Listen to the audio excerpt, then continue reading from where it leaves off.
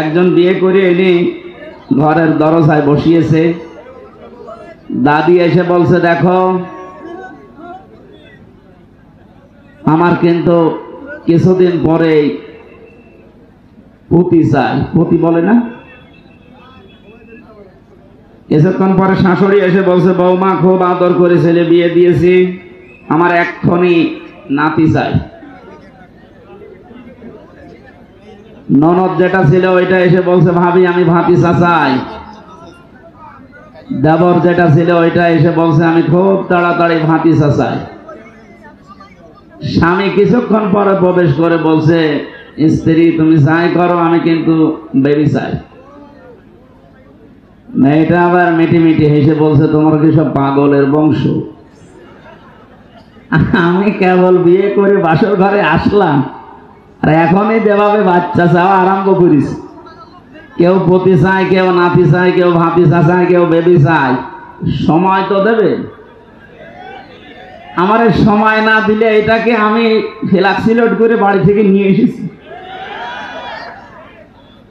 অন্তত যে অবস্থা চলছে, আমার কিছুদিন সময় দেন, 10 মাস 10 দিন যাক, এরপরে তোমাদেরকে বেবি ভাতিজা পতি নাতি যা লাগে সব আমি দেব। আমাদের অবস্থা তো এই 17 বছরে যা করেছে, কত কোটি টাকা বাইরে পাচার হয়ে গেছে আপনি দেখতে পাচ্ছেন। আজকে ডক্টর মোহাম্মদ ইউনূস একটা ঘোষণা দিয়েছে, যত টাকা বাইরে আছে তার 3 ভাগ আসার প্রক্রিয়া আরম্ভ হয়ে গেছে, আর 1 ভাগ বাকি আছে, ওইটাও আসবে ইনশাআল্লাহ। যারা এভাবে মারিং কাটিং করেছেন, তারা যদি টাকা দিতে না পারে, তাদের বউ ছেলে মেয়ে যা আছে সব রাষ্ট্রের কাজে লাগানো হবে, কোনো ছাড় নেই। সুতরাং এই আপনারা কথা শোনার চেষ্টা করে। পুত্রবধূ যেভাবে সময় চেয়েছে, একটা সম্মানজনক সময়, বিয়ে হলেই তার হচ্ছে না, সময় দেওয়া লাগবে না? এত বছরের ক্ষত শোকাতে হলে যে সমস্ত দিক আর বিভাগগুলো দুর্নীতিতে চ্যাম্পিয়ন, যে সমস্ত কি সব জায়গায়, একটা দেশ কত বড় দুর্নীতিগ্রস্ত হলে কেন্দ্রীয় মসজিদের ইমাম পর্যন্ত পালিয়ে যায় বলেন তো? পৃথিবীর ইতিহাস, বাইতুল মুকাররমের ইমাম পর্যন্ত পালিয়ে গেছে আল্লাহর ওলি, অথচ তার দাড়িতে গেছেন। তার বাবার পরিচয় ভালো ছিল, কিন্তু এই লোকটা যে এত নিচে নামবে শয়তানও বিশ্বাস করে নাই। পৃথিবীর সবচাইতে বড় জালেমের তালিকায় যে 6 জনের নাম আমরা পেয়েছি, তার ভেতরে যে পালিয়ে গেছে এটার নামও আছে। আর এইটাকে নাম দিয়েছে কওমি জননী। আমি কওমি মাদ্রাসায় প্রায় 76 জন আলেমের সাথে ছিলাম এই 3 বছর জেলখানায়। ওরা যে কি গালিগালাজ করেছে ওই লোকটারে, আমার মনে হয় সামনে ফেলে গালি দিয়ে এবারে মেরে ফেলত। জেলের ভেতরে সেই সকাল থেকে শুরু করে আসর পর্যন্ত এক জায়গায় থাকতাম, ওর নাম শুনলেই গালি দিত। মাওলানা মামুনুল হক থেকে শুরু করে সাকাওয়াত হোসেন রাজি, যত আলেম ছিল প্রত্যেকেই বলতো, মানুষ যে মহিলা আমাদেরকে আটক করে রেখেছে, এত কষ্ট দেয়, আর তারেও কওমি জননী নাম দিয়েছে, ও হারামি। আমি নিচের শব্দ তো আর বলতে পারলাম না, কারণ ওখানে এক জায়গায় হলে ওনারা বলতো, এখন এতগুলো মানুষের সামনে বলা যাচ্ছে না। তাহলে কোথায় পৌঁছিয়েছিল, এই জায়গা থেকে অন্তত একটা পজিশনে তো নিয়ে আসতে দেবেন। বাংলাদেশ জামাতে ইসলামীর শ্রদ্ধাভাজন আমির ডাক্তার শফিকুর রহমান কয়েকদিন আগে কুষ্টিয়ায় গিয়েছিল। সাংবাদিকদের প্রশ্নের জবাবে উনি জানিয়েছেন, হ্যাঁ আমরা বেশি সময়ও না কম সময়ও না, কাঙ্ক্ষিত এবং সম্মানজনক একটা সময় দিতে চাই। সংস্কারের জন্য যেহেতু রাষ্ট্রটা এভাবে আমাদের হাতে ছাত্র জনতা তুলে দিয়েছে, সংস্কারের জন্য না, কথা বলেন,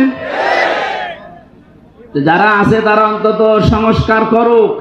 সংস্কার না করে যদি আবার নির্বাচন দেন দিয়ে দিই, তো হয়তো রাতের ভোট হবে।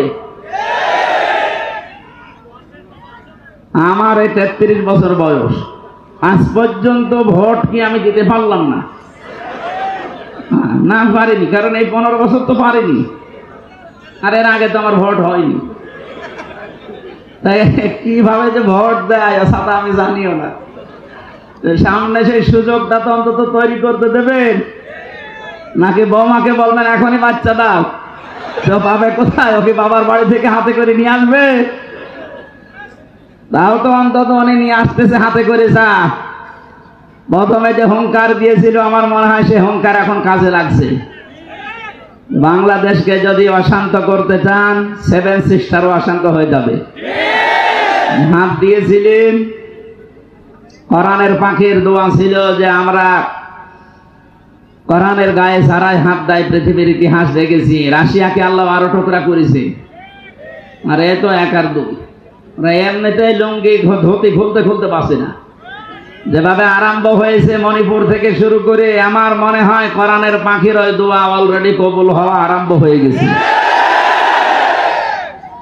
ওরা পাকিস্তান থেকে বাংলাদেশকে আলাদা করেছিল, তারপরে আমরা বলেছিলাম যে ওরা আমাদের বন্ধু, নাকি 53 বছর তো তাই চলছে। ওরা আমাদের বন্ধু কেন? কারণ ওরা আমাদেরকে সাহায্য করেছিল যে আমরা যেন পাকিস্তান থেকে আলাদা হতে পারি।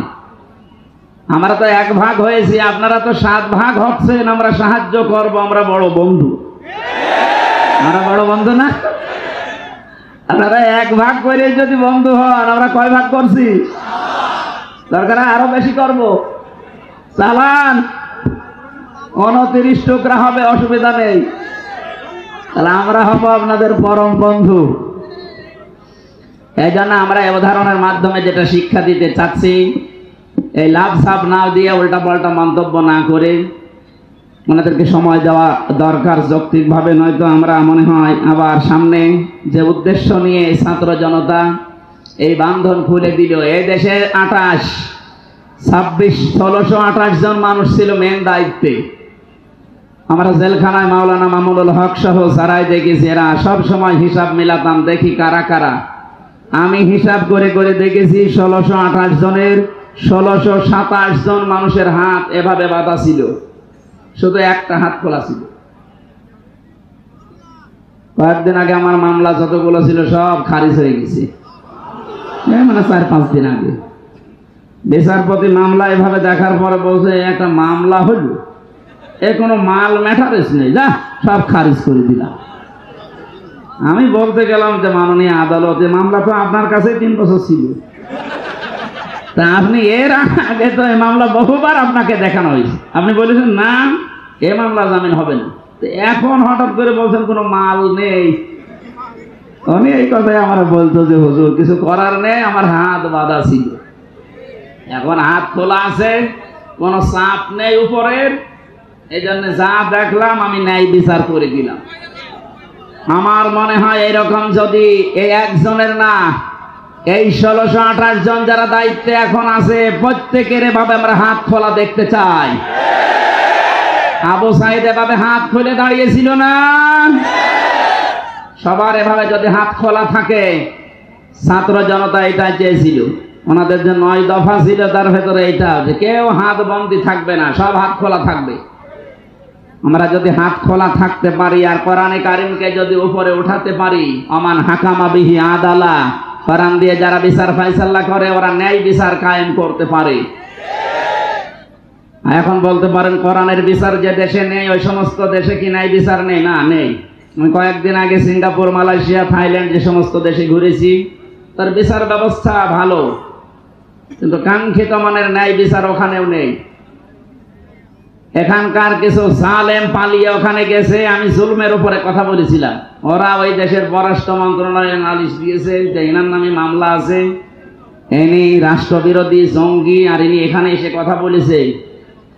ওই দেশের পররাষ্ট্র মন্ত্রণালয় থেকে কয়েকদিন খোঁজ খবর নিয়ে যে এখন দেখছে যে আমার মামলায় খারিজ হয়ে গেছে, এ মামলায় আমার কোনো দোষ নেই, নির্দোষ প্রমাণ করে আদালত আমারে ছেড়ে দিয়েছে।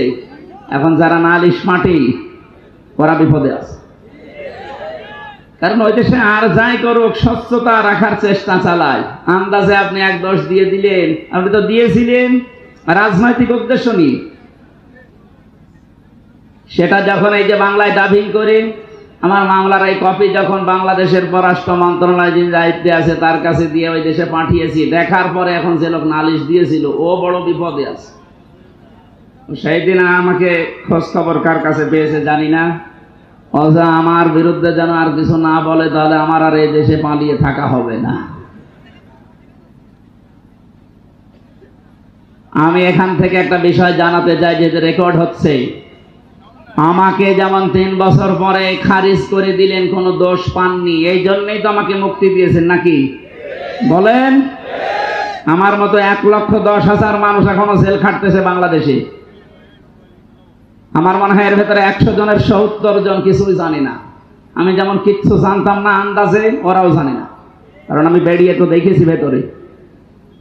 সুতরাং যারা এই কাজ করছে, এই মামলার আয়ু থেকে আমার মামলার আয়ু কাজী মিজান, একের হাটে বাড়ি। এর আগে আমারই ওরা স্যার বলা লাগতো, আর এখন মামলা খারিজ হওয়ার পরে আমারই উল্টো করে স্যার বলছে। এই মিজান থেকে শুরু করে ওপরের যে হাত ছিল, যাদের চাপে বিচারপতি রায় দিতে পারে নাই, আমি চাই তাদের এই 3 বছর এরকম করে আটক রাখা হোক। শুধু আটক না, যে আচরণ করেছেন আমার সাথে, আপনাদের সাথে ওইটা করা দরকার। তাহলে দেখ কেমন লাগে। ভার্সিটি থাকাকালীন একটা উপন্যাস পড়েছিলাম, এর নাম ছিল দেখ কেমন লাগে। আমার মনে হয় কালামানিকরে দেখে আমার ওইটা মনে পড়ছে, দেখ কেমন লাগে। 116 জনের তালিকা করবি কর। এখন জালেমদের তালিকা এভাবে 116 না, 1628 জন জালেমের তালিকা মোড়ে মোড়ে টাঙিয়ে রাখা লাগবে, দেখলেই কুকুরের মতো পিটাতে হবে। এগুলো সমাজের ক্যান্সার। হযরতে নূহ দোয়া করেছিলেন, লা তাযারা আলাল আরদি মিনাল কাফিরিনা দাজ্জারা, হে আল্লাহ এদের আন্ডা বাচ্চা পর্যন্ত জমিনে না থাকে, কারণ ওর থেকে যেটা জন্মাবে ওটা আরো বড় হারামি হবে। জালেমের দোসর যে আরো বড় হারামি হয়। কয়েকদিন আগে একটা ভিডিও দেখেননি? আপা ঘাবড়াবেন না, আপনি ঘাবড়ালে আমরা নরম হয়ে যায়। কত বড় জালেম, কত পালিয়ে বেঁচেছে, আর এখান থেকে ভয় দেখার সাহস ঢুকাচ্ছে যে আপনি ঘাবড়ালে আমরা নরম হয়ে যাই। তারপরের দিন ওরা ধরে এমন পিটানো পিটিয়েছে প্রশাসন, নরম হয়ে গেছে। কালা মানিকের তো জিনিসই উড়ে গেছে, আর ওর মাজা মাজা সব শেষ। বহু মানুষকে এভাবে কষ্ট দিয়েছে। যতটুকু করেছিলে অতটুকু আমরা করি, নিঃশ্বাস ফেলার সময় পাবে না। হাজার হাজার মানুষ এই 17 বছর ঘরে থাকতে পারে নাই। কি করেছ টের পাচ্ছ? কোন দোষ বলে খুঁজে পায় না। বলে কি করলাম এত যে আমার কুকুরের মতো পালানো লাগলো। ওনার ছেলে আজকে স্ট্যাটাস দিয়েছে একটা, যে বাংলাদেশের মানুষ এইরকম যে আমার মা কুকুরের মতো পালিয়ে গেল, এইটাও বলছে। ও লজ্জা আছে? এটা মাথা খারাপ পাগলের মতো কথা না বলেন তো, যে আমার মা দেখার মতো এত কিছু করলো, আর তাকে এই দেশের মানুষ কুকুরের মতো পালিয়ে যেতে বাধ্য করলো। দোষ খুঁজে পান না। আপনার যদি মনে হয় যে আমি কোনো দোষ করিনি, আপনি একা একা একটা শুধু সাতক্ষীরার রাস্তায় লোকজন ছাড়া হেঁটে যান।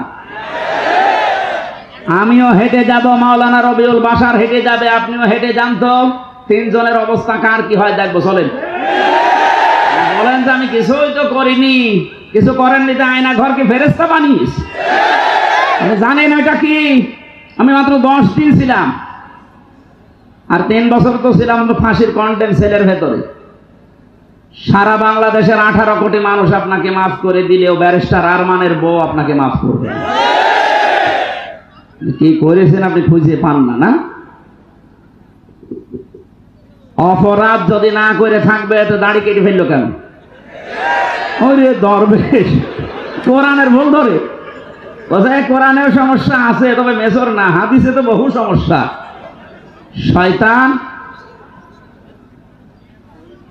আজকে দুঃখ পেয়েছি, আমাদেরকে যেভাবে ফলরে রেখেছে কষ্ট দিয়ে। খাবার দিত মনে হচ্ছে কেউ মাখিয়ে একবার খেয়ে তারপরে দিয়েছে, এই খাবার দিত।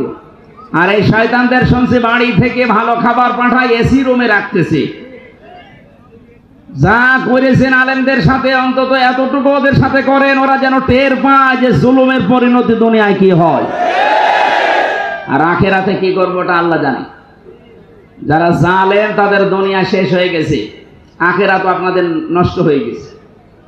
কারণ জালেম যারা, এদের কপালে কোনো হেদায়েত নেই। এরা মারা গেলে আল্লাহ নিজে ওদের বিরুদ্ধে মামলা দেবে। আপনি কথাটা কি খুব ছোট মনে হচ্ছে? কোরআনে কারীম জানিয়েছে ইন্নামাস সাবিলু আলাল্লাযিনা ইয়াযলিমুনান নাস ইলা আখিরি আয়াত। সূরা সূরার 42 নম্বর আয়াতের প্রথম অংশে আছে আল্লাহ পাক বলেন অবশ্যই আমি মামলা দায়ের করব এই পৃথিবীর ময়দানে যারা মানুষের উপরে জুলুম করছে করবে। আমি শব্দটা নিয়ে চেষ্টা করেছিলাম আল্লাহ দেখি কেন করছে করবে দিলেন, খালি করছে দিলেই তো পারতেন। এটা মোজারে বর্তমান ভবিষ্যৎ প্রেজেন্ট ফিউচার, কেন তিনি দুইটা কাল দিয়ে শব্দটা বানিয়ে বাড়িয়া ইয়াজলিমুনাল মুসলিমুনা না দিয়ে ইয়াজলিমুনান নাস দিলেন? বাস্তব যেটা আমার কাছে ধরা পড়েছে, আল্লাহ পাক জানেন বড় বড় জালেমরা বিদায় নিলে অনেকেই আছে এখনো জুলুম করার মন মানসিকতা নিয়ে এগিয়ে যাচ্ছে। 5 তারিখের পর থেকে আজকের 11 তারিখ, 1 মাস 6 দিনে জুলুম হয়নি তা না, অনেক নিরপরাধ মানুষও জুলুমের শিকার হয়েছে। যারা করছেন আশা করি আপনারা থামবেন। অত্যাচারিত আপনারা হয়েছেন, আমরা হয়নি। একটা রেকর্ড দেখাতে পারবেন একামতে দিনের কোন দায়িত্বশীল কোন কর্মী সে যেই হোক এর দ্বারা কোন জুলুম এই 56,000 বর্গ মাইলে কারো উপরে হয়েছে? আপনি দেখাতে পারবেন? আপনি দেখান তো আমার, শুধু নাম বলেন তো অমুক জায়গায় জুলুম হয়েছে এদের দ্বারা। আপনিও জুলুমের শিকার, আমরাও হলাম। আমরা তো কিছুই করি না, আপনার নামে এত বদনাম আসছে কোন জায়গা থেকে? বারবার আপনাদের কেন্দ্রীয় নেতা যারা আছে ওরা আশঙ্কিত, বারবার দুঃখ প্রকাশ করছে, বারবার দিচ্ছে সাবধান, কেউ যেন জুলুম করবেন না এই দলের নাম নিয়ে। এরপরও যদি আপনি না থামেন আপনার কপালে ওই সালেমদের মতো কিন্তু আগুন লাগবে। আশা করছে আপনি থামবেন। আল্লাহ ইয়াজলিমুনান নাস এই জন্য দিয়েছিলেন কারণ ওই আগেই শেষ হয়ে যায়নি জুলুম, এখনো অনেক জুলুম চলছে, কিয়ামত পর্যন্ত কম বেশি এটা থাকবে। আর জালিম যারা তারা আল্লাহর কেসের আসামি। কেস করবে কে? কত ভয়ঙ্কর শব্দ দেখেন, আল্লাহ নিজে কেস করবে। ও সাতক্ষীরাবাসী, আপনাদের ওপর যারা জুলুম করেছে এই 15-15.5 বছর, আমি দেখেছিলাম জেলখানায় বসা থাকা অবস্থায় ওখানে যোগান্তরার সমকাল যেত, পেপারের কাটিং গুলো নিয়ে এসে আমাদেরকে দিয়েছে। বাস্তবে দেখতাম আপনাদের ঘর বাড়ি পর্যন্ত বুলডোজার দিয়ে ভেঙে দিয়েছে। নাকি এটা মিথ্যা লিখেছে? এটা তার কি অত্যাচার করবে তারা? বাড়িতে থাকতে দেয়নি, ধানের খেতে, আম বাগানে, কত জায়গায় 15টা বছরের ভেতরে ওরা ঘরে ঘুমাতে পারে নাই। এই জুলুম অত্যাচার যারা করেছিলেন, যাদের নির্দেশে করেছিলেন, আমি এ কোরআনে কারীম গ্যারান্টি দিয়ে বলতে পারি আপনারা সব আল্লাহর মামলার আসামি। আরে ভাই, আপনি যদি হামজার মামলার আসামি হতেন, টাকা পয়সা দিয়ে আমাকে ম্যানেজ করে আপনি খালাস পেয়ে যেতেন। মামলার বাদী যত বড় হয় এ কেস মিটানো তত কঠিন হয়। যেটা আমার মামলায় দেখেছেন, কত মানুষের মামলা আমার সামনে দেখলাম উঠছে, 2 মাস 3 মাস 5 মাসে তারা বিদায় নিয়ে চলে যাচ্ছে। আমার আর মাওলানা মামুনুল হকের মামলা উঠলে বলে হাত বাঁধা, ফেলে দেয়। কারণ আমার মামলার আসামি মিলন না, রবিউল বাসার না, যে টাকা পয়সা দিয়ে মুখ বন্ধ করে দিলাম যে ভাই খান। একজন এমন মামলার বাদী, সে টাকা পয়সা অন্য জায়গায় খাবে, আমাদের দুজনেরটা খাবে না। যেহেতু সরাসরি রাষ্ট্রবাদী ছিল, এই জন্য 3টা বছরে কোনো নড়চড় করা যায়নি। বহু চেষ্টা চালিয়েছিল আমার পরিবার, আমার দল, কিন্তু পারে নাই। কি করে পারবে? কারণ বাদী তো সর্বোচ্চ একজন। এবার উনি যদি বাদী হয়ে আমার অবস্থা এই হয়, আপনি এবার নিজের কাছে প্রশ্ন করেন, সাতক্ষীরার যে বাড়িগুলো আপনি ভেঙে দিলেন, সমর্থ থাকার পরও যে ছেলেদেরকে বৈষম্যের শিকার বানিয়ে চাকরি দিলেন না, জীবনটা নষ্ট করে দিয়েছেন, এই যে জুলুম অত্যাচার নির্যাতনের কারণে আপনি কিন্তু হামজার মামলার আসামি হয়ে যাননি, আপনি সরাসরি আল্লাহর মামলার আসামি। দুনিয়ার হিসাবে দেখলেন বাদী যত শক্ত হয় মামলা তত কঠিন হয়। এবার ভাবেন আল্লাহ নিজে বিচারপতি, নিজে রায় দেবেন, নিজেই বাদী, আপনার মাপ পাওয়ার কোনো সম্ভাবনা আছে? আপনার মামলা খারিজ হওয়া দূরের কথা, কেউ কথাও বলবে না। রাষ্ট্রে যদি কেউ বাদী হয়ে যায় রাষ্ট্র, তাহলে তার পক্ষেও কেউ দাঁড়াতে চায় না।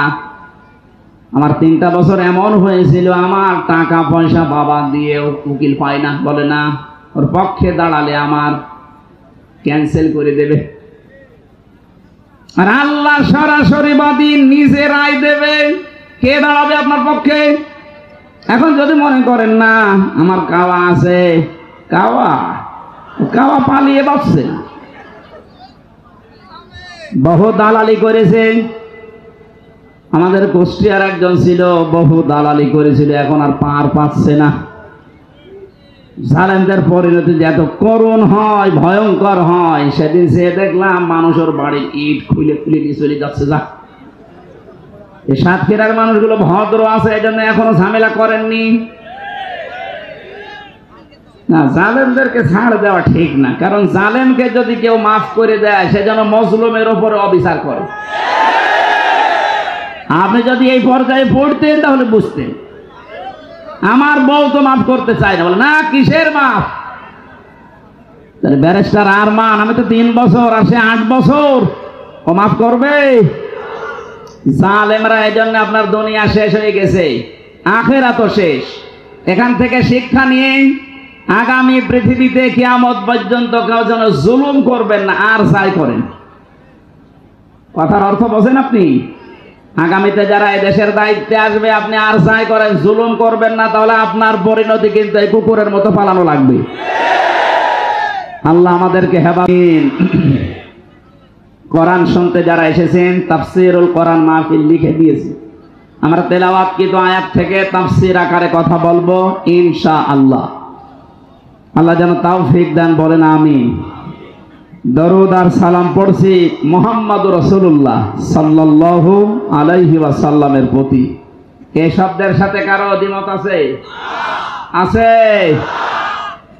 কিন্তু শব্দের সাথে দ্বিমত আমরা এখন দেখতে পাচ্ছি। আমি একটু ব্যাখ্যা করে কয়েক মিনিট দেখেন তো মেলে কিনা। এখানে প্রথমে আমি কোরআনে কারিমের আয়াতটা পড়ার পরে একবারে আরম্ভ করেছি আল্লাহুম্মা সাল্লি আলা সাইয়্যিদিনা মাওলানা মুহাম্মাদ ওয়া আলা আলি সাইয়্যিদিনা মাওলানা। অথচ এই হাদিসের ভেতরে আছে কেউ যদি একবার দরুদ পড়ে, কমপক্ষে আমার আল্লাহ তার দিকে রহমতের দৃষ্টি নিক্ষেপ করে 10 বার। হাদিসের ব্যাখ্যায় পেয়েছি কোন মানুষ এই পৃথিবীতে আল্লাহর রহমতের দৃষ্টি যদি একবার পায়, আল্লাহ তাকে মাফ করে দেবে। আপনি পেয়েছেন কয়বার? বলেন বলেন। একবার পেলেই যদি আপনি মাফ পেয়ে যান, 10 বার পেয়েছেন। কেন পেলেন? যে কথাগুলো বললেন এই কথাগুলো বাস্তব জীবনে আমাদের প্র্যাকটিক্যাল লাইফে থাকা লাগবে আগে। আমি আয়াতের তাফসিরে যে ফাবিমা রাহমাতিম মিনাল্লাহি লিনতা লাহুম, এই আয়াতের তাফসির পড়তে গিয়ে তাফসিরে হাক্কানিতে একটা সুন্দর ঘটনা পেয়েছি। মুফাসসির লিখেছেন আল্লাহর নবী মুহাম্মদুর রাসূলুল্লাহকে একবার কাফেরেরা ঘিরে ফেলেছিল। চারিদিক থেকে তরবারি নিয়ে ঘিরে ডাক দিয়ে বলে, মুহাম্মদ কে বাঁচাবে তোমাকে? নবীজির চিরাচরিত্র ভাষণ অনুযায়ী মুখ দিয়ে এই বিপদের মুহূর্তেও বের হয়ে গেছে, আমার বাবা বাঁচাবে। কে? আমরা তো বিপদে পড়লে এরকম একজনের নাম বলি, হয় আসল বাবা, নাই নকল বাবা, নাই ন্যাংটা বাবা, নাই পাগলা বাবা। আমাদের মুখে এই সমস্ত নাম আসে। এ বাংলাদেশের যত হাক্কানি আলেম আপনি নাম শুনেছেন, কোন আলেমকে এই বক্তব্য দিতে শুনেছেন কোরআনের পাখি সহ যারাই আছে, কেউ কি কথা বলেছে যে মাজার পূজা করো?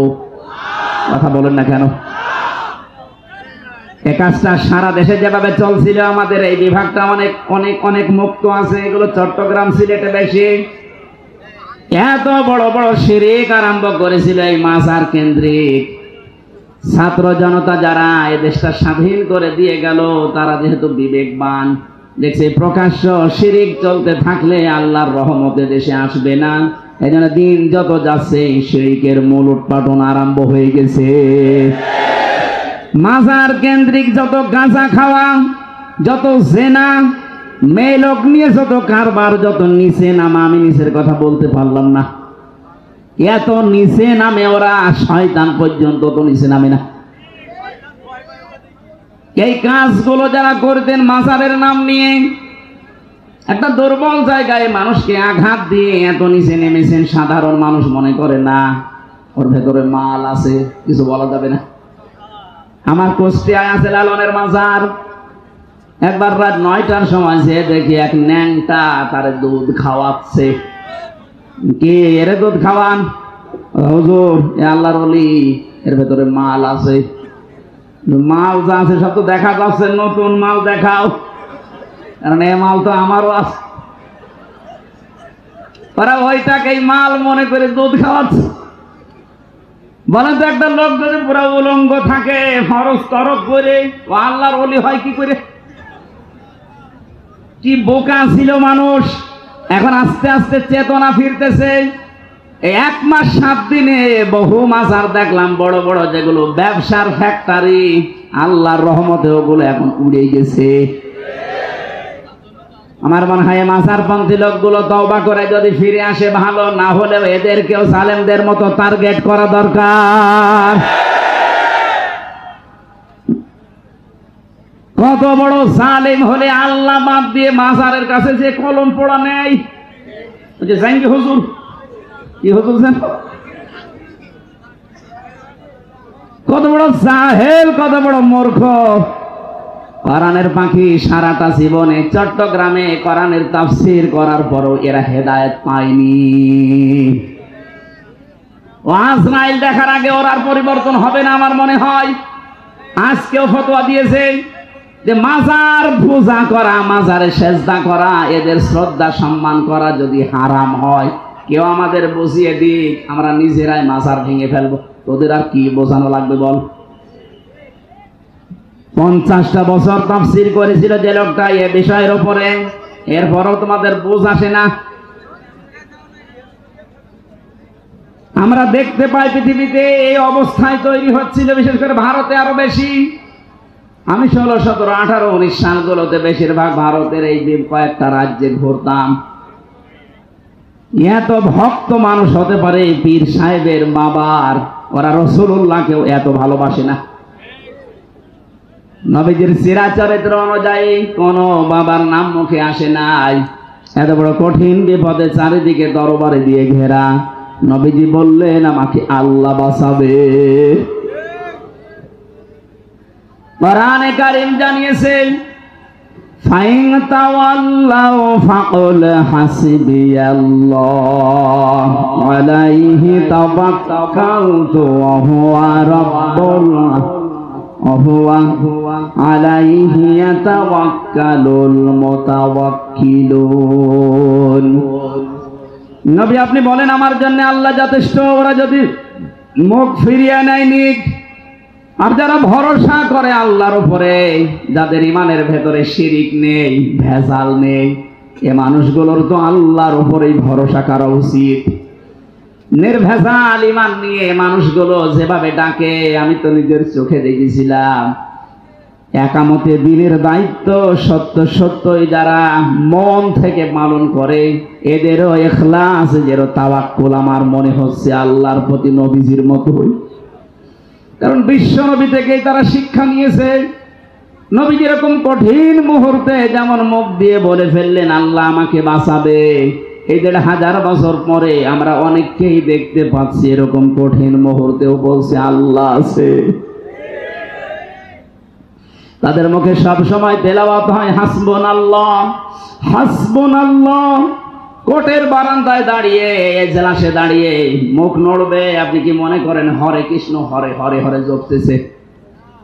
আমি যাই কয়েকজনের সামনে পেছনে দাঁড়িয়েছিলাম, হয় পড়ে আস্তাগফিরুল্লাহ আস্তাগফিরুল্লাহ আস্তাগফিরুল্লাহ, অথবা মুখ দিয়ে উচ্চারণ হয় হাসবুনাল্লাহ হাসবুনাল্লাহু ওয়া নি'মাল ওয়াকিল নি'মাল মাওলা ওয়া নি'মান নাসির। বলেন আল্লাহু আকবার। মুহাম্মদ রাসূলুল্লাহ সাল্লাল্লাহু আলাইহি ওয়াসাল্লাম যখন এই কথা বললেন, আল্লাহ রাব্বুল আলামিন বলেন, আমাকে যারা রব বলার পরে কঠিন মুহূর্তেও টিকে থাকতে পারবে, আমি আল্লাহ ফেরেশতা নাজিল করে হলেও বিপদে তাদের সাহায্য করব। আল্লাহর এই ঘোষণা মিথ্যা না সত্য? উনি যে পাঠিয়েছেন, হাদিস প্রমাণ করছে সঙ্গে সঙ্গে আল্লাহ পাক মৌমাছিদেরকে পাঠিয়ে দিয়েছেন এক ঝাঁক। যারা তরবারি নিয়ে দাঁড়িয়েছিল, কয়েকটা হুল ফোটানোর পরে তারা দিয়েছে দৌড়। চারিদিকে বিশ্বনবীকে ঘিরে ফেলেছে মৌমাছিরা। এত বেশি গুন গুন গুন গুন করে আওয়াজ হচ্ছিল, নবীজি শেষ পর্যন্ত বিরক্ত হয়ে ডাক দিয়ে বললেন, এত আওয়াজ করো কেন? মৌমাছিরা ডাক দিয়েছে, রব্বুল আলামিন জবানটা খুলে দাও, রাসূলুল্লাহকে সালাম দিয়ে একটু জীবনটা ধন্য করি। জবান যখন খুলে গেছে, ডাক দিয়ে বলে, আসসালামু আলাইকা ইয়া রাসূলুল্লাহ। হে রাসূল, আপনি বিরক্ত হবেন না, রাগ করবেন না, আমরা গুনগুন আওয়াজ করছি, শুধু তা না, আমাদের গুনগুন আওয়াজের ভেতর একটা দোয়া পড়ছি আমরা। আপনি হয়তো জানেন না বিষয়টা, আমরা পৃথিবীর যে কোনো জায়গায় থেকে মধু যখন নিয়ে এসে চাকে সংগ্রহ করি, সর্বোচ্চ মধু পাওয়া যায় কোন ফলের উপরে মাত্র 10 ভাগ। এটা ওখান থেকে মুখে নিয়ে চাক পর্যন্ত আসতে আসতে 4টা ধাপ পার হওয়া লাগে আমাদের। এই যে পাশেই সুন্দরবন, যারা মধু এখানে সংগ্রহ করে 4টা ধাপ পার হওয়া লাগে। প্রথমে গার্ড থাকে, এরপরে পিউপা থাকে, এরপর আরেকজন আছে দায়িত্বে, উনি সবগুলো পরীক্ষা করে ভেতরে পাঠায়। সর্বশেষ একজন রানী থাকে। আমরা প্রথমেই যখন এটা নিয়ে মুখে করে প্রথমে গার্ডের কাছে দেই, গার্ড এটা উপরে যার কাছে পাঠাবে, পিউপা যারে বলা হয়, উনি এটা পরীক্ষাগারে পাঠায়। কিন্তু 10 ভাগের বেশি মধু কোনো জায়গায় পাওয়া যায় না। এই 10 ভাগ মধু মুখে নিয়ে মুহাম্মদুর রাসূলুল্লাহর নামে একবার দরুদ পড়লে আল্লাহ 10 ভাগকে 100 ভাগ বানিয়ে দেয়। আমি তো গুনগুন আওয়াজ শুনছিলেন, এটা আমরা দরুদ আদায় করছি আপনার নামে। ও সাতক্ষীরাবাসী, যে নবীর নামে 10 ভাগ মধু মুখে নিয়ে দরুদ পড়লে 100 ভাগ আল্লাহ বানিয়ে দেয়, সেই নবীর নামে আমরাও কিছুক্ষণ আগে পড়েছি। যে কথাগুলো বললাম আরবিতে, এটার বাংলা এখন কয়েকটা বলছি, দেখেন আমাদের জীবনে এগুলো মেলে কিনা। যদি মিলে যায়, আপনার জীবনকে আমার আল্লাহ সফলতার স্বর্ণ শিখরে পৌঁছিয়ে দেবে ইনশাআল্লাহ। প্রথমে বলা হচ্ছে আল্লাহুম্মা, হে আল্লাহ, এই এদিকে তাকান, হে আল্লাহ, সল্লি আলা, তুমি রহমত নাজিল করো, আলা মুহাম্মদ, মুহাম্মদের উপরে। ও বাংলার মানুষেরা, এখানে কোন মানুষকে আজ পর্যন্ত এ কথা বলেছে আল্লাহুম্মা সল্লি আলা আবি, যে আমার বাপের উপরে তোমার রহমত, তোমার দয়া, তোমার যা আছে সব নাজিল করে, কথা কেউ কি বলেছে কোনদিন?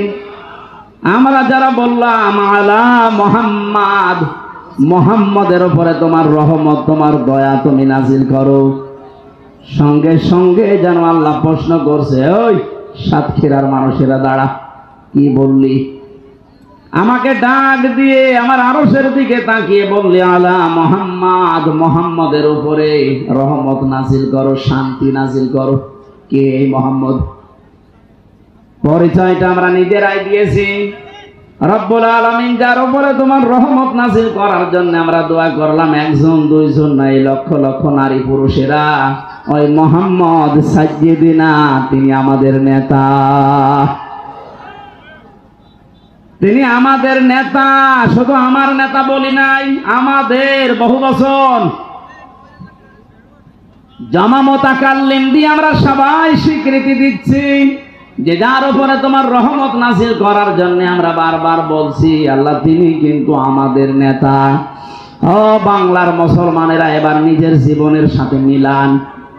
আপনার নেতা যিনি, তিনি কি মুহাম্মদুর রাসূলুল্লাহর আদর্শ মতো চলে? এই কথা বলেন না কেন? কিসের দরুদ পড়লেন কিছুক্ষণ আগে? আপনি নিজের কথাই তো নিজেই মুনাফিক হয়ে যাচ্ছেন। যারা কথা দিয়ে কথা রাখে না তারা কি? আরো জোরে বলেন। অনেকে মনে করছে মাহফিলে এসে তো ভুল করলাম, সাতা দরুদ না পড়ায় ভালো ছিল। আমি আপনাকে বাঁচাতে চাই। আপনার নিজের কথার সাথে যদি প্র্যাকটিক্যাল লাইফ না মেলে, আল্লাহ কিন্তু কিয়ামতে আপনাকে হামজা বলে ডাকবে না, ডাক দেবে মুনাফিক। এদিকে আয়। এখন যদি স্টেজে যারা বসে আছে সম্মান দিয়ে বসিয়েছে, আমার কথার সাথে যদি কাজের বাস্তবতা আর প্র্যাকটিক্যাল লাইফে না মিল পান, আপনি তো এখনই যদি ডাক দেন ওই মুনাফিক হামজা এদিকে আয়, আমার মান সম্মান থাকবে? কয়জন মানুষই বা এখানে আছে, তারপর আমি কাউকে চিনি না। এখানেই যদি এত অপমান মনে হয় আমার কাছে, কিয়ামতে কোটি কোটি নবীর উম্মতেরা থাকবে। একটা বারো ভেবেছেন যে ওই জায়গায় আপনাকে আল্লাহ ডাক দেবে ওই মুনাফিক এদিকে আয়? এই জন্য তো আপনাকে আমি বাঁচাতে এসেছি। সাইয়েদিনা যাদের ঠিক নেই, যাদের আদর্শ মুহাম্মদুর রাসূলুল্লাহ এখনো হয়নি, আপনি এক্ষুনি পাল্টান, নয়তো আপনি ধরা খাবেন। এর একটা উৎকৃষ্ট উদাহরণ পেয়েছি সূরা বাকারায়। আমি কি বলবো? কোরআনে কারীম জানাচ্ছে আল্লাহ পাক যেদিন বিচার ব্যবস্থা কায়েম করবেন, তার বিচারের যে সিস্টেম গুলো ধাপে ধাপে, প্রথমে আল্লাহ মানুষকে বিচার করার জন্য দল বেঁধে ডাকবে না। কুল্লুহুম আতিহি ইয়াউমাল কিয়ামাতি ফারদা। সূরা মরিয়মের 95 নম্বর আয়াত। আল্লাহ পাক বলেন কিয়ামতে প্রতিটি মানুষকে আমার সামনে বিচারের জন্য ডাক দেব, স্রেফ একা একা। কয়জন করে বলেন বলেন? কেউ থাকবেন আপনার সাথে, স্রেফ আপনি একা দাঁড়িয়ে থাকবেন।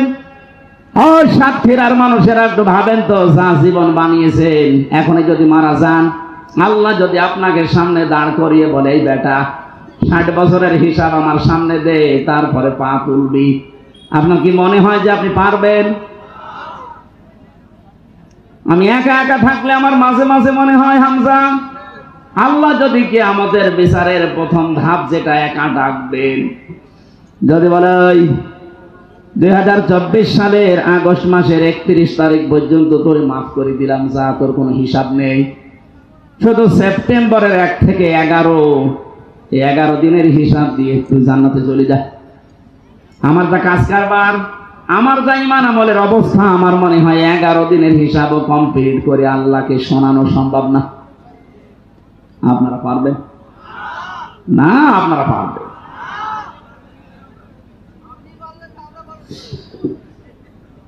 খুব চিন্তার বিষয় এটা। সবাই কিন্তু এই পর্যায়ে একদিন যাওয়া লাগছে।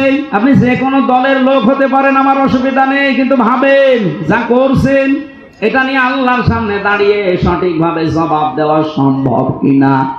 যদি না হয় এমন ভাবে তৈরি করেন যেন আল্লাহর সামনে দাঁড়ানো যায়।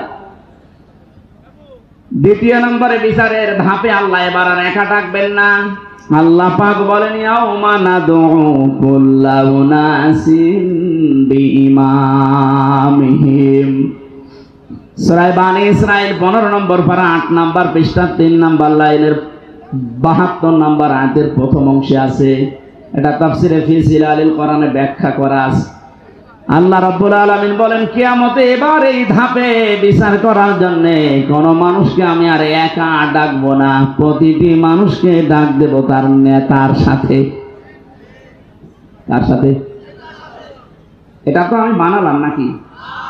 বিইমামিহিম, তার ইমামের সাথে। আর ইমামের বাংলা নেতা। ইমাম মানে কি? কিয়ামতে আপনাকে আপনার নেতার সাথে ডাকবে। এবার আপনি নিজের সাথে মিলান। যে নেতার আদর্শ মানেন, যে নেতার আদর্শ মেনে রাজনীতি করেন, মিছিলে যান, মিটিং করেন, ভোট দেবেন বলে আপনি একেবারে মুখিয়ে আছেন, বলেন তো ওই নেতা যদি কিয়ামতে আপনার সামনে দাঁড়ায়, আপনি পেছনে, ওরে দেখলেই তো আল্লাহর রাগ হয়ে যাবে। কথা বলি না কেন? এমন নেতা নেই যে লোকটা নবীর সুন্নত কেটে সেটে দাঁড়িয়ে একেবারে সফা করে ফেলেছে, ওর পেছনেও তো মানুষ থাকবে কিয়ামতে। ওকে দেখে তো আল্লাহর মাথায় রাগ হয়ে যাবে যে কি নিজে বাঁচার জন্য আমার নবীর গলায় ছুরি দিল, ওর পেছনে কোনটা আছে দেখতো। ওরে দিয়ে শুরু করলে আপনি কোথায় যাবেন? পালানোর তো জায়গা নেই, ফাইনাল মাফার। কোথায় যাবেন? কোনো জায়গা নেই পালানোর। আপনি নিজে এখন বলছেন যে ওই লোকটা যদি সামনে এরকম থাকে, যার চেহারা সিরাত সুরত দেখলে আল্লাহর রাগ হয়ে যাওয়ার কথা, আপনার বিবেক কি বলে এইরকম মানুষের পেছনে থাকলে আপনাকে আল্লাহ মাফ করবে না? আপনি নিজেই বলছেন এখন, কথা বলেন না কেন? মাফ করবে না? করবে না? এখন যদি বলেন না মাফ করবে না, তাহলে এখন আপনি বলেন আপনি ধরা খাবেন কিনা? আমার তো মনে হচ্ছে আপনি ধরা খেয়ে বসে আছেন। শুধু হুজুরের দিকে দোষ না দিয়ে নিজের দিকে দেন, আপনি নিজে ধরা খাচ্ছেন। আপনাকে আমি বাঁচাতে এসেছি, আমার কোনো লাভ নেই এখানে। আমি নিজে আমল করে যদি জান্নাতে যেতে পারতাম, তাহলে পিচ্ছিল পথে আসতাম না। আল্লাহ রাব্বুল আলামিন আমাদেরকে জানিয়েছেন, ওয়ালতাকুম মিনকুম উম্মাতুন ইয়াদউনা ইলাল খায়র ওয়া ইয়া'মুরুনা বিল মা'রুফি ওয়া ইয়ানহাউনা আনিল মুনকার ইলা আখিরি আয়াত।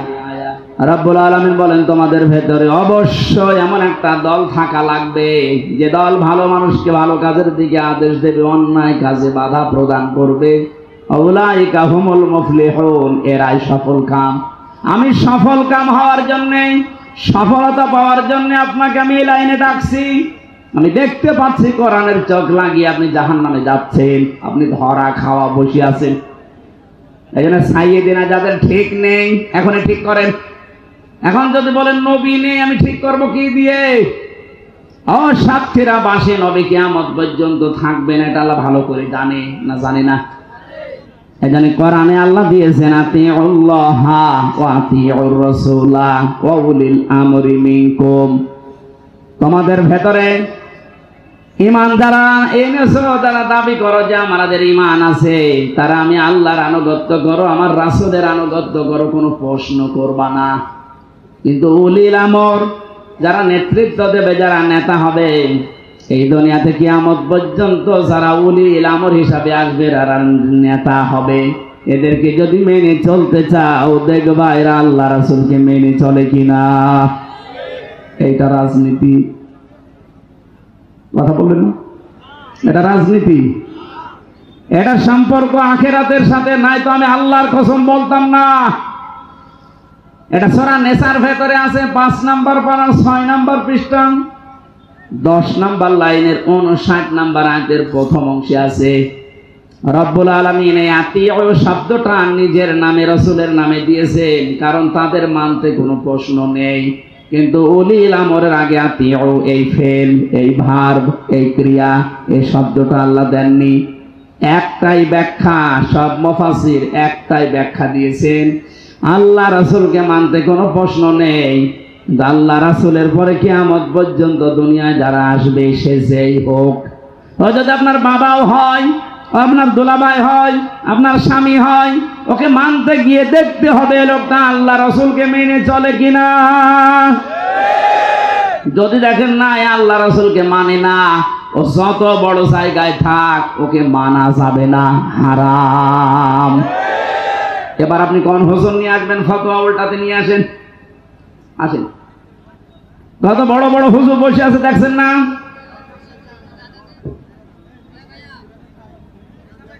কসম আল্লাহর, আপনাকে আমি বাঁচাতে চাই, আপনি ফিরে আসেন। মন থেকে কথা বলছি, আমার ঈমান থেকে কথা বলছি, আপনি ফিরে আসেন। সাইয়েদিনা শুধু পড়লেই হবে না, আমাদের তো কারোরই সাইয়েদিনা ঠিক হচ্ছে না। দ্বিতীয় নম্বর শব্দ তো আরো কঠিন, মাওলানা। মাওলানা মানে কি? আমির হামজা। হ্যাঁ, মাওলানা শব্দের শাব্দিক অর্থ গাইডলাইন দাতা, অভিভাবক, পথ প্রদর্শক। এই পৃথিবীতে জান্নাতের পথ যিনি আমাদেরকে দেখিয়েছেন তিনি হচ্ছেন মুহাম্মাদুর রাসূলুল্লাহ। সুতরাং তার দেখানো পথ বাদ দিয়ে নতুন কোন পথ যদি আমার সামনে আসে, ওটা যদি আমার বাবাও আবিষ্কার করে, আমি মানি না। আরো জোরে বলেন। হযরতে আয়েশা থেকে বর্ণিত, বিশ্ব নবী জানিয়েছেন, আমার আনিত ইসলামের ভেতরে নতুন করে কিছু যদি কেউ দেয় ফাহুয়া রাদ্দুন, সেটা ছুঁড়ে ফেলে দাও। এই জন্যই তো আমরা মাজারের পক্ষে নেই। এই জন্যই আমরা মানুষের যে অধিকারগুলো নষ্ট হয় এর পক্ষে নেই, কারণ এগুলো ইসলাম থেকে বাইরে নতুন করে ঢুকিয়েছে। হাজারো জিকির ইসলামের নামে চালু করে দিয়েছে, ইবাদত মনে করে মানুষ পালন করে। জেলখানায় 22 বছরের একজন আসামি ছিল আমার পাশে, ওই যে সোহেল চৌধুরী নায়ক ছিল না একজন, সোহেল চৌধুরী হত্যা মামলার আসামি মামুন। এই লোকটা 22টা বছর জেল খাটতেছে, 25 বছর পরে শুনলাম বের হলো। ওই সময় 22 আর 3 বছর আমার সাথে, 25 বছর, 26 বছরের মাথায় বের হয়ে যেদিন গেল, মাঝে মাঝে লক্ষ্য করে দেখতাম সকালে জিকির করছে বসে বসে, ইয়া রাসূলুল্লাহ, ইয়া রাসূলুল্লাহ, ইয়া রাসূলুল্লাহ। মানে একদিন বললাম, ভাই আপনি এই জিকির করেন, এটা তো জিকির না। রসুলকে ভালোবাসি, রসুলকে ভালোবাসেন, কিন্তু জিকির তো রসুলের নামে হয় না। জিকির হয় কার নামে? বলেন বলেন। জিকির হয় আল্লাহর নামে, আর দরুদ হয় রসুলের নামে। ভুল পথে ছিল, ফিরে এসেছিল। পরবর্তীতে বললাম, জিকির যদি করতে চান 4টা শব্দ দিয়ে করবেন, সুবহানাল্লাহ, আলহামদুলিল্লাহ, লা ইলাহা ইল্লাল্লাহ, আল্লাহু আকবার। কিন্তু জিকির আপনি যত জোরে করেন, আপনি থাকেন 4 তলায়, নিচ তলার মানুষের ঘুম ভেঙে যায়। অত জোরে জিকির করা আপনার জন্য জায়েজ নেই। জিকির কিভাবে করবেন আল্লাহ কোরআনে শিখিয়েছেন, আযকুর রাব্বাকা ফি নাফসিকা তাদাররুআন ওয়া খীফাতান ওয়া দুনাল জাহরি মিনাল কওলি বিল গুদুবি ওয়াল আসাল ওয়া লা তাকুন মিনাল গাফিলিন। সূরা আরাফ 9 নম্বর পারার 15 নম্বর পৃষ্ঠা, এটা 14 নম্বর লাইনে আছে, 204-5 নম্বর আয়াত। রব্বুল আলামিন বলেন, এই পৃথিবীতে যদি আমাকে ডাকতে চাও, মনে মনে ডাকবা, মৃদু স্বরে ডাকবা, কান্না জড়িত কণ্ঠে ডাকবা, উচ্চ আওয়াজ বাদ দিয়ে ডাকবা। তা আপনার তো একটাও মিলছে না।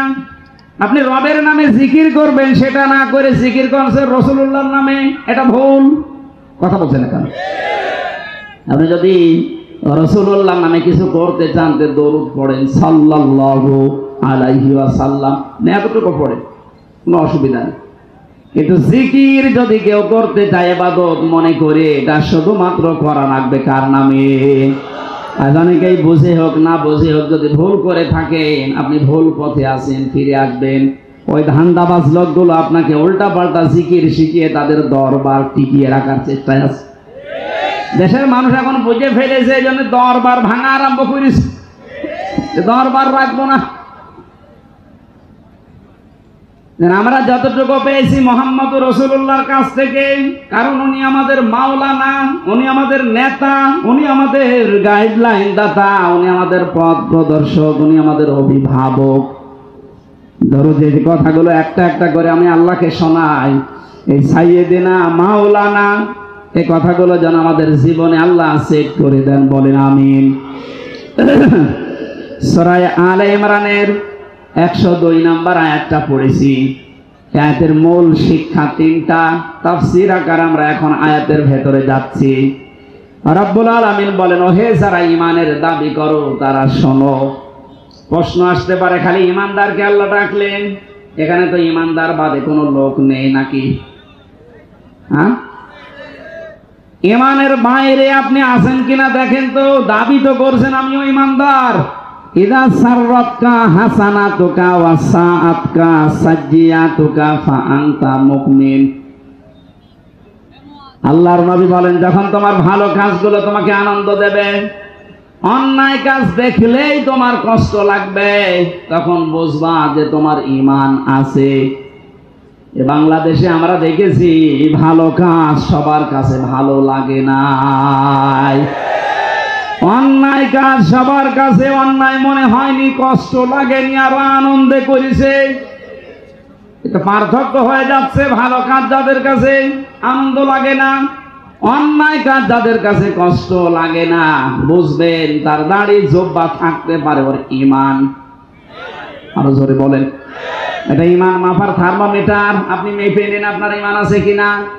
আল্লাহ এরকম ঈমানদারকে ডাক দিয়ে জানিয়েছেন, ইত্তাকুল্লাহ, আমাকে ভয় করো। নিরপেক্ষ দৃষ্টি দিয়ে শোনেন তো আয়াতটা। আল্লাহ ইত্তাকুল্লাহ শব্দটা দিলেন কেন?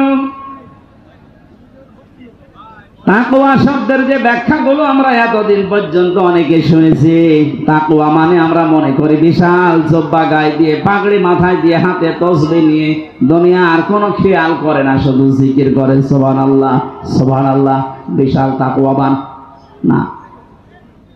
তাকওয়ার প্রধান অর্থ এটা এখন আধুনিক ভাবে যারা ব্যাখ্যা করছে তারা দিয়েছে যে যেই বিষয়ে কাজ করতে চাই, বিষয়ে তাকে আগে শিক্ষা নিয়ে, প্রশিক্ষণ নিয়ে ওই কাজটা সুচারুরূপে আঞ্জাম দেওয়ার নাম হচ্ছে তাকওয়া। আমার যতটুকু বাস্তবতা আমি এই 33 বছরে দেখতে পাচ্ছি, আপনি রাগ করবেন না, বাস্তবের সাথে মিলাবেন। এদেশে হাজারো দল থাকতে পারে, তো বাংলাদেশ জামাত ইসলামী এবং ইসলামী ছাত্র শিবির এরা কিন্তু এই তাকওয়াটা তৈরি করার জন্য চেষ্টা চালাচ্ছে।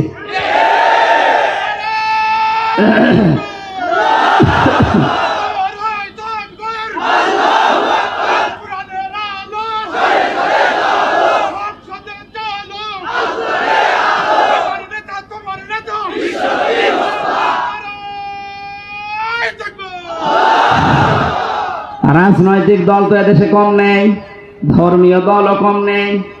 ৭৫টার উপরে এদেশের ভাগ ভাগ করা দল আছে। এই একটাই শুধু কর্মসূচি আমরা পাই, যাদের সকাল থেকে সন্ধ্যা পর্যন্ত যা করবে সব পয়েন্ট আকারে লিখে রাখা লাগে। আপনি যদি জামাতে নামাজ এই অক্ত পড়বেন ওইটা লিখবেন, যদি না পড়বেন লিখে দেবেন যে আমি জামাতে নামাজ পড়ি নাই, একা পড়েছি। আমার তো মনে হয় যে কর্মসূচিগুলো ওখানে দেওয়া আছে পয়েন্ট আকারে, এটা তাকওয়াবান করার জন্য একটা বিশাল প্রশিক্ষণ। এভাবে 3 মাস 6 মাস 1 বছর 2 বছর 5 বছর যদি একটা মানুষ লেগে থাকতে পারে, ওখানে আপনি বাংলাদেশে যেখানে লাগাবেন চম্বুকের মতো কাজ করবে। আপনি লাগিয়েই দেখেন না কেন? বাস্তবে দেখতে পাচ্ছেন না? এটা আহ্বান জানাচ্ছি, এই দেশে যদি কোনো মূর্খ মানুষও বিশ্ববিদ্যালয়ে পড়তে চান, বাংলাদেশ জামাত ইসলামীর এই কর্মী, এই সদস্যতে একটু ভর্তি হয়ে দেখেন, 3 মাসে 6 মাসে আপনি মনে করবেন আমি ভার্সিটিতে পড়ছি। জীবন চেঞ্জ হয়ে যাবে। আল্লাহ যে বলেন কদ আফলাহা মান যাক্কাহা, ওই লোকটার জীবন সফল হয়ে গেছে যে নিজেকে পবিত্র করতে পেরেছে। আমি কোরআন শরীফ নিজে পড়ে যা গ্যারান্টি পাচ্ছি আপনাকেও দিচ্ছি। আপনি 6 মাস একটু লেগে থাকেন। আমার বাবাকে আমি লাগিয়েছি, উনি 6 মাসে দেখলাম পুরা পাল্টিয়ে গেছে। আমি পরীক্ষিত এই জন্য আহ্বান জানালাম, আপনি আসেন। 6 মাসের ভেতরে অনেক কিছু আপনার জীবন থেকে হারিয়ে যাবে, নতুন কিছু প্রবেশ করবে।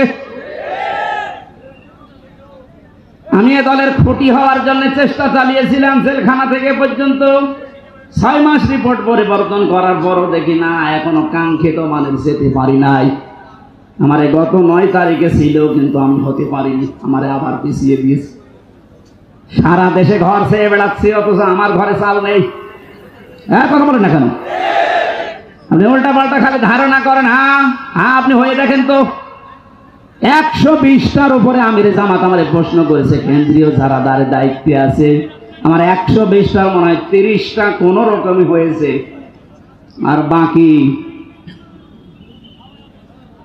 90টায় আমি টানায় আছি, পারি না। পর্দার যে বিষয়গুলো আমাকে প্রশ্ন করেছে আমার মাথা ঘুরে গেছে। করে কি গো, বহু পীরের দরবারে গিয়েও পর্দা আমি পাইনি।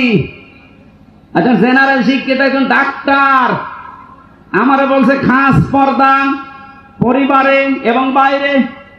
আমার ম্যাডামের একটা চাচাতো বোনের ছেলে মাঝে মাঝে আমার বাড়িতে আসতো, ওনারা দেখে বলছে ছেলেটা কে?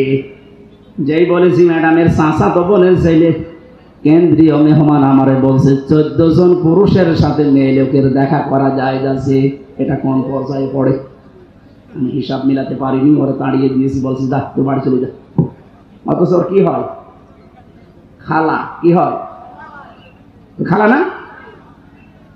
ম্যাডামের নিজের বড় চাচার মেয়ে ছেলে কি হয়, এখন বলছে না কেন, খালার সাথে এদেশে আছে।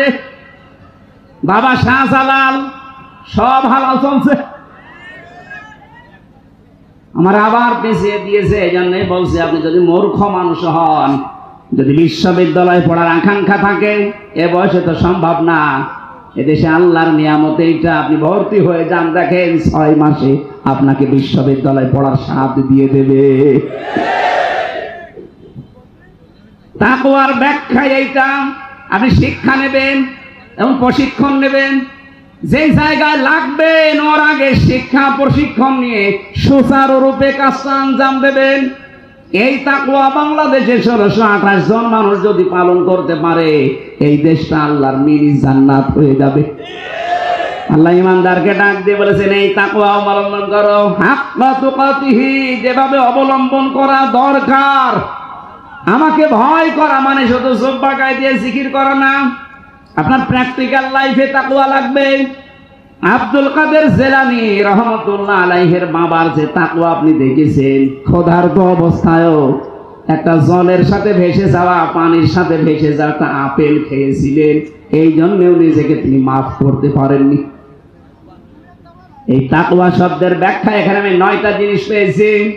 কোন মানুষ যদি দুনিয়ায় তাকওয়া অর্জন করতে পারে, মহান আল্লাহ দুনিয়ায় তাকে 9টা জায়গায় সাহায্য করে। সুবহানাল্লাহ বলতে পারেন নাই? আর মরণের পরে আল্লাহ তাকে 27 জায়গায় সাহায্য করবেন। এটা ফি জিলালিল কোরআনে, এবার এখানে ইবনে কাসিরের ভেতরে আছে। প্রতিদিন 2-3টা করে তো, এজন্য গলা ব্যথা হয়ে যাচ্ছে, আর কথা বললে ভেতরে ঘেমে শোধ চলছে। এখন তো মাহফিলের সময় না, আপনারা জোর করে নিয়ে আসেন, আপনারাও ছাড়েন না, আমিও পারি না। আল্লাহু আকবার। যেন এগুলো শীতের সময় দিলে ভালো হয়, শীত লাগে, 1-1.5 ঘন্টা 2 ঘন্টা কথা বললে মজা পাওয়া যায়। তোর এমন আছে যে আমি এমনি আমার শরীর চলে না, তারপরেও যদি শোধ যায়, তারা বসে আছে এই যে সে বিচিলের পালার মতো, ওদের কি হচ্ছে? আমরা এই যে 9টা আর 27টা এই ব্যাখ্যাগুলো যদি পয়েন্ট আকারে করা লাগে, 1-1.5 ঘন্টা 2 ঘন্টা এমনি সময় লাগবে। এত কথা এই শব্দের ভেতরে আল্লাহ লুকিয়ে রেখেছে। ওয়ালা তামুতুন্না ইল্লা ওয়া আনতুম মুসলিমুন, মরো না যতক্ষণ মুসলমান না হতে পারো। মুসলিম শব্দটা এসেছে ইসলাম থেকে, ইসলাম এসেছে সিলমন বা সালমন থেকে। সিলমন মানে, সালমন মানে আত্মসমর্পণ করা। সিলমন মানে কি? সুখ শান্তি। আমরা নাম শুনি না? আমরা যদি সত্যি মুসলমান হয়ে মৃত্যুবরণ করতে চাই, ইসলাম মানার বাইরে কোনো বিকল্প আছে? ইসলাম 2 প্রকার। এখন প্রশ্ন আসতে পারে, সারা জীবন শুনলাম ইসলাম 1, এখন দেখছি ইসলাম আবার 2 প্রকার। ইসলাম 2 প্রকার কেন? ফিজিলালিল কোরআনে মুফাসসির লিখেছেন, 1 প্রকার ইসলাম আমার আল্লাহ দুনিয়া তৈরি করার পর থেকে কিয়ামত পর্যন্ত এটা চালাতেই থাকবেন। এই যে আম গাছে পেঁপে ধরে না, কি এটাকে প্রাকৃতিক ইসলাম বলা হয়। এই যে সূর্য যেখানে উঠতেছে কিয়ামত পর্যন্ত এখান থেকে উঠবে, যেখানে ডুবতেছে কিয়ামত পর্যন্ত এই জায়গায় ডুববে। এর কোনো ব্যত্যয় আছে? বলেন না কেন? এই সাতক্ষীরার ময়দানে কোন হাঁসের বাচ্চারা সকালবেলা কি মিছিল করেছে এই বলে যে আমরা আজকে থেকে আর হাঁস নেই, আমরা ছাগল হয়ে গেছি। ওদেরকে আল্লাহ যা বানিয়েছে কিয়ামত পর্যন্ত এই সিস্টেমই থাকবে। আর একটা ইসলাম আছে যেটা শরীয়ত ইসলাম, এইটা আমার আল্লাহ নিজে দায়িত্ব নেয়নি। এটা কায়েম করা, এটা কায়েম রাখা, এটা কায়েম করে ছেড়ে দেওয়ার দায়িত্ব আল্লাহ আমাদের হাতে দিয়েছেন। নবীজি এই জন্য জানিয়েছেন, মান মাতা, যে ব্যক্তি মরে গেল, আলাম ইয়াফুজু, কিন্তু গজওয়া করে নাই, জিহাদ করে নাই, যুদ্ধ করে নাই, এই আকাঙ্ক্ষা তার ভেতরে ছিল না যে আল্লাহর জমিনে আল্লাহর এই বিধানটা কায়েম হোক, এই শরীয়ত ইসলাম যেটা কায়েম হোক, এটা কোনোদিন কল্পনাও করে নাই। আলাম ইউহাদ্দিস বিহি নাফসাহু, মনের ভেতরে আকাঙ্ক্ষা আসে না যে আল্লাহর কোরআন দিয়ে দেশটা চলুক। মাতা আলা শুবাতিন মিনান নিফাক, নবীজি বলেন ওই লোকটা মারা যাওয়ার সময় মুনাফিক হয়ে মরবে।